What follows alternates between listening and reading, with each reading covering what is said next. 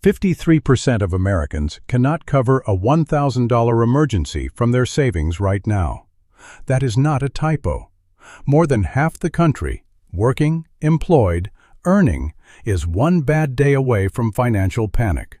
Think about what $1,000 actually covers. A car repair, a trip to the emergency room, a broken phone, a month of unexpected bills. These are not rare events. They happen to almost everyone sooner or later. And when they do, most people have no cushion.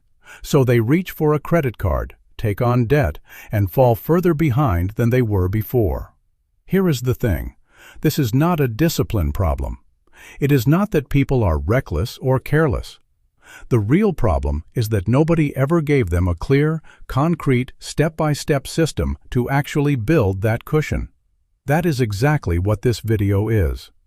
By the end of this video, you will have a complete 3-step plan to build a $1,000 emergency fund in 90 days.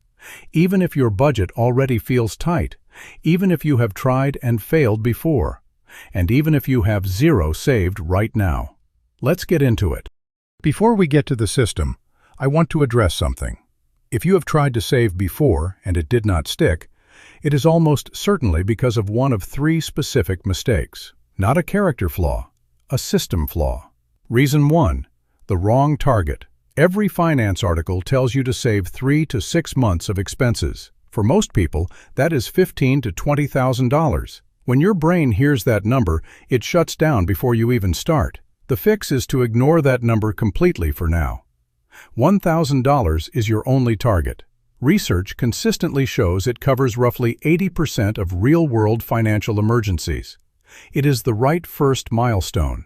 Reason 2, saving what is left over. There is never anything left over. If you wait until the end of the month to save whatever remains, you will save nothing, every month. The fix is to pay yourself first. Move the money before you can spend it. Reason 3, the wrong account. Keeping savings in the same account as your spending is like keeping a plate of cookies on your desk and telling yourself not to touch them. It does not work. Your emergency fund needs to live somewhere separate, somewhere you earn real interest, and where the money is slightly inconvenient to access on a whim. 3 reasons, 3 fixable problems. Now here is how we fix all 3, in order. Step 1 is knowing your actual number, not a guess, not an average from the internet, your number. Here is the method I call the essentials audit. Open your bank statement from last month and find just 4 categories: housing, rent or mortgage; food, groceries only, not dining out; transportation, car payment, insurance, fuel or transit; and utilities, electricity, water, internet, phone. That is it. Add those 4 numbers together and write it down. For a quick example, let us say your numbers look like this. Rent $1,200, groceries $400, transportation $300, utilities $150. That gives you $2,050 as your bare minimum, what you would genuinely need in a month if things went sideways. Now here is the important part. Your emergency fund target is $1,000, not $2,000, not 3 months of expenses, just $1,000 as a first milestone. Because $1,000 covers the car repair, the emergency room copay, the broken laptop, the unexpected bill. It covers roughly 80% of the financial emergencies that actually happen to real people. Now let's make that $1,000 feel achievable. $1,000 over 90 days works out to $334 per month. That's $77 per week. Or, if weekly feels easier, just $11 a day. $11. That is 2 coffees, 1 lunch out, a streaming service you forgot you have. This is not a sacrifice. It is a redirection. Pick the frame that feels right to you, monthly, weekly, or daily, and write it on a sticky note. That number is your weekly mission for the next 90 days. Now that you have your target, $334 a month, the question is, where does that money actually come from? Let me show you the 3 fastest places. Strategy 1. The subscription audit. The average American is paying for more than 4 subscriptions they have either forgotten about or barely use. Run through your bank statement right now and find every recurring charge. Netflix, Hulu, Spotify, Apple TV, Disney+, a gym you have not visited in 3 months, a meditation app you opened twice. I am not telling you to cancel all of them. Pick 2, just 2. Pause them for 90 days. You will not miss them as much as you think, and at $40 to $60 a month, you just found your first chunk of savings with almost no effort. Strategy 2. The food spend cut. The average person spends around $166 a month eating out, according to Bureau of Labor Statistics data. Restaurants, takeout, delivery fees, coffee runs. Cutting that in half, not eliminating it, just reducing it, saves roughly $83 a month. Meal prepping just 3 lunches per week gets you most of the way there. That is 1 hour on a Sunday evening. Strategy 3. The spending freeze weekend. This one is my favorite because it requires no willpower during the week. Choose 2 weekends per month, mark them on your calendar, and commit to spending nothing on non-essentials during those weekends. Cook at home, find free things to do, use what you already have. The average person spends $80 to $120 on a typical weekend. 2 frozen weekends, that is $160 to $240 back in your pocket. Add it up. Subscription savings, food spend reduction, 2 freeze weekends, and you are looking at $280 to $380 freed up per month.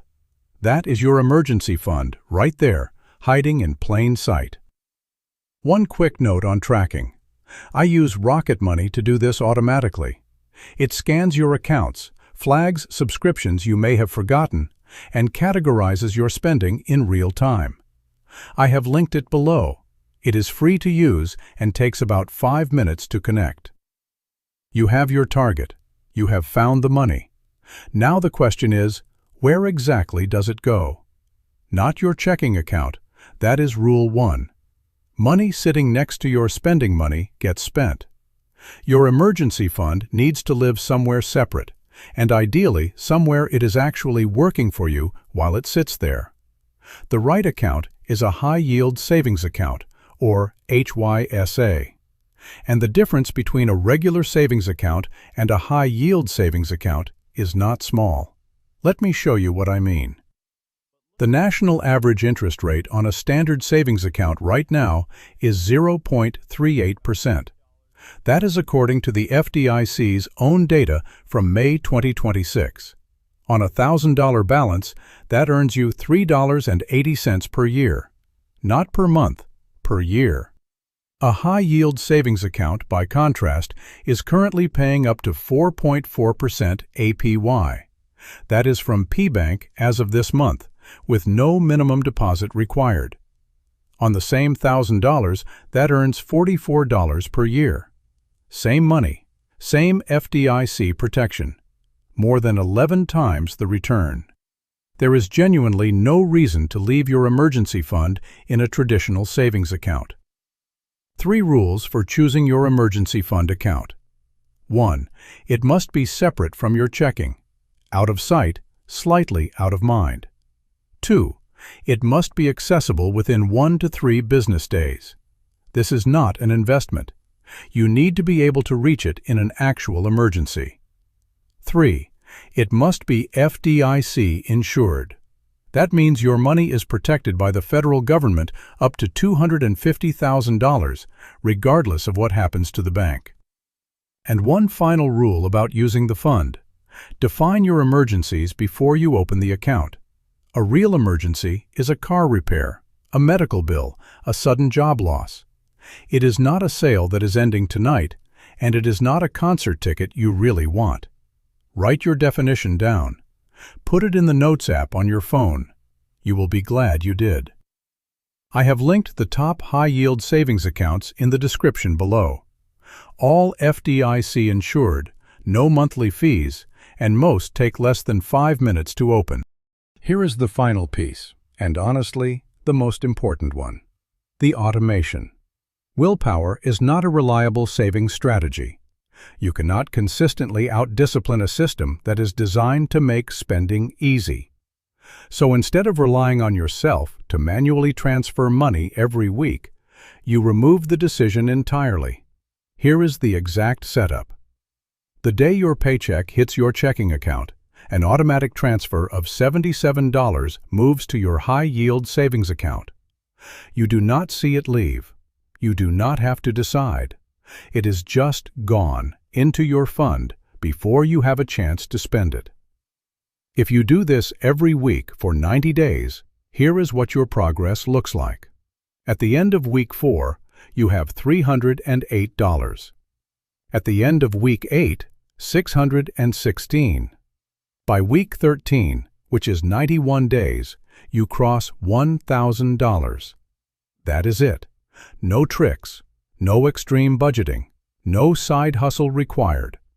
A $77 automated transfer each week, compounding into a complete financial safety net. I have put together a free 90-day savings tracker that you can download from the description. It maps out every week so you can track your progress as you go. Viewers tell me they screenshot it and keep it on their phone as a reminder. Grab it below. Let's bring it all together. 3 steps. Step 1. Run the essentials audit to find your real monthly minimum.